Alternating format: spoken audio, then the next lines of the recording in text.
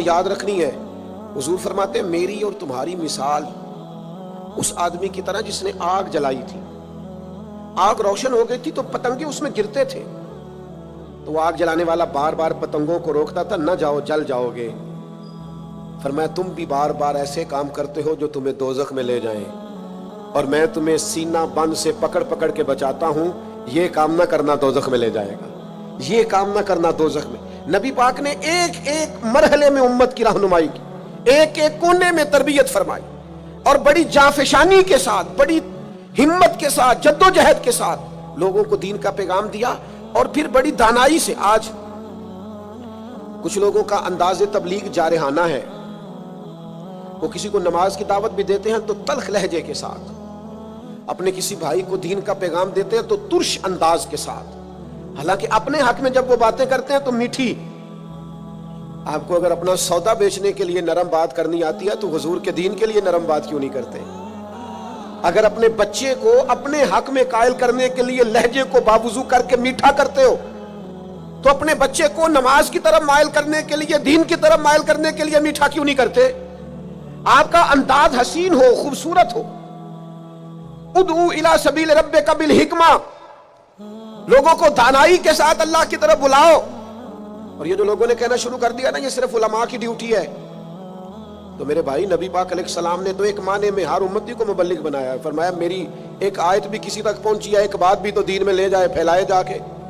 ایک ایک آدمی کی ذمہ داری ہے, آج ایک ایک کی ذمہ داری ہے دین کی خدمت کرنا, ڈیوٹی کرنا, لوگوں کو خیر کی طرف بلانا, بھلائی کی دعوت دینا.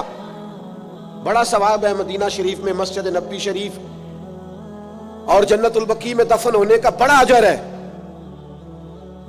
پر حضرت جابر ابن عبداللہ کا مزار تو کہیں اور ہے, حضرت سعد بن ابی وقاص کا مزار تو کہیں اور ہے, حضرت ابو ایوب انصاری کا مزار تو کہیں اور ہے, حضرت انس بن مالک کی قبر تو کہیں اور ہے. مسجد نبوی میں اذان پڑھنے والے مؤذن جناب بلال حبشی کا مزار تو شام میں ہے.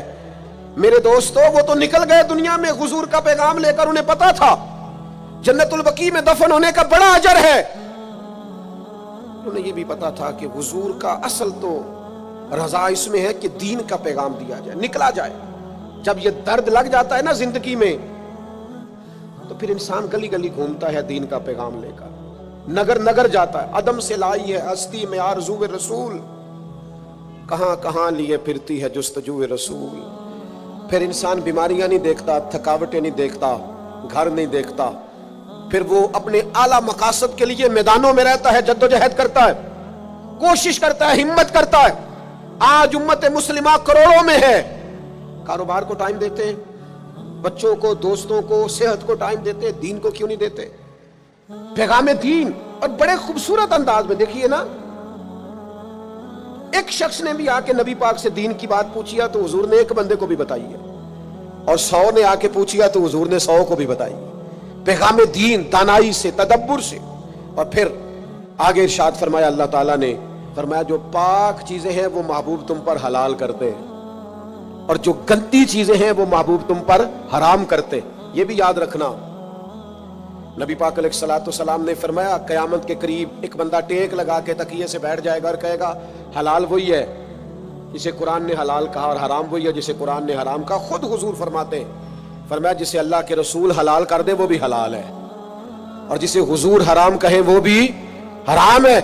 نبی کریم علیہ الصلوۃ والسلام کو اللہ نے شارع بنایا ہے, شارع. حضور اختیار رکھتے ہیں, جو چاہیں. ایک شخص نے آ کے کہا یا رسول اللہ 2 ہی نمازیں پڑھوں گا, اگر اجازت ہو تو کلمہ پڑھوں. دنیا کا کوئی مفتی, کوئی محدث, کوئی مجتہد کسی کو ایک سجدے کی بھی رخصت نہیں دے سکتا کہ چل تو ایک سجدہ کم کر لینا فرض نماز میں, ایک سجدے کی بھی چھٹی نہیں. اس نے کہا یا رسول اللہ میں 2 ہی پڑھوں گا, پڑھوں کلمہ. حضور نے فرمایا آ جا, تجھے 3 نمازوں کی چھٹی میں دیتا ہوں, تو آ جا. وسعتیں دی ہیں خدا نے دامن محبوب کو. فاضل بریلوی کہتے ہیں ایسے ہی نہیں, وسعتیں دی ہیں خدا نے دامن محبوب کو. قیامت میں ہمارے جرم کھلتے جائیں گے پر وہ چھپاتے جائیں گے. اللہ نے وسعت والا دامن بنایا ہے. تو فرمایا جو پاک چیزیں ہیں محبوب تم پر حلال. اور سنو میرے یارو, جسے حضور نے حلال کیا ہے وہی پاک ہے, اور جسے محبوب نے حرام کیا ہے وہ خبیث ہے، گندی ہے، قرآن کہتا ہے گندی ہے۔ سنو، حضور حلال کریں گے پاکیزہ چیزیں، حرام کریں گے گندی چیزیں۔ نبی پاک نے تجارت کو حلال کیا تو تجارت کا رزق پاک ہے، سود کو حرام کیا تو سود گندا ہے۔ دودھ پاک ہے، طیب ہے، شہد پاک ہے، طیب ہے، شراب گندی ہے، ناپاک ہے۔ یاد رکھنا، جسے مصطفیٰ نے ناپاک کر دیا وہ کبھی پاک ہو سکتی، جسے رسول اللہ صلی اللہ علیہ وسلم پاک کہے وہ کبھی ناپاک ہو سکتا۔ یاد رکھو، وہی چیزیں پاک ہیں جنہیں میرے کریم نے پاک کیا، اور وہی لوگ پاک ہیں جو حضور کے دروازے کے قریب رہے۔ ابو بکر صدیق بھی پاک، عمر بھی پاک، عثمان بھی پاک، علی بھی پاک، حسن بھی پاک، حسین بھی پاک، ازواج مطہرات بھی پاک، چاروں شہزادیاں بھی، ہر صحابی بھی پاک، اور حضور کے خاندان کا ایک ایک بچہ بھی پاک۔ میرے عزیز، حضور علیہ السلام جو چیزیں نبی پاک، آپ کوئی بھی حلال چیز کھائیں گے وہی آپ کے لیے فائدہ مند ہے۔ حرام چیز کبھی استعمال کرو گے وہ گندگی پیدا کرے۔ پھر آگے ارشاد فرمایا قرآن مجید نے، فرمایا وَيَضَعُ عَنْهُمْ إِصْرَهُمْ وَالْأَغْلَالَ الَّتِي كَانَتْ عَلَيْهِمْ، فرمایا جو ان کے اوپر بوجھ ہیں اور ان کے گلوں میں جو توق پڑے ہیں، محبوب وہ سارے توق اتار دیں گے۔ گلے میں پھندے پڑے ہوئے تھے بنی اسرائیل کے، رات کو جو گناہ کرتے تھے سویرے دروازے پہ لکھا ہوا ہوتا تھا، اور یہاں تک کہ انہیں بعض گناہوں کی معافی کے لیے، قتل کی معافی کے لیے قتل ہونا پڑتا تھا۔ دیت کی کوئی گنجائش نہیں، معافی کی کوئی گنجائش، قصاص ہی قصاص ہے صرف۔